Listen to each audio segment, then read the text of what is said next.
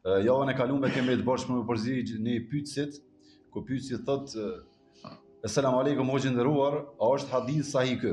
Ai që tradhon muslimanët mbi ty është mallkimi i Allahut, i melajkeve, i profetit dhe i njerëzve dhe nuk i pranohen farzët e as nuk i pranohen sunetet, Allahu shpërbleft." Aleikum assalam wa rahmatullahi wa barakatuh. Në të gjitha librat e hadithit në kërkim nuk kam gjetë që ky është hadith i pejgamberit sallallahu alaihi wasallam.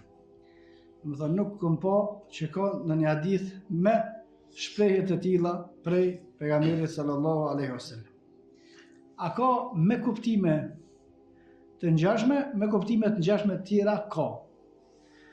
Men ghashana falese minna. Kush në mashtron neve nuk është prej neve. Kush e tradhton ato ka këto. Domethënë ka plot hadithe të tjera që flasin për të keqen e tradhtisë. Por me fjalë, me tekst, qashtu nuk kam pa ndonjë hadith që vjen prej pejgamberit sallallahu alaihi wasallam. Wallahu a'lam.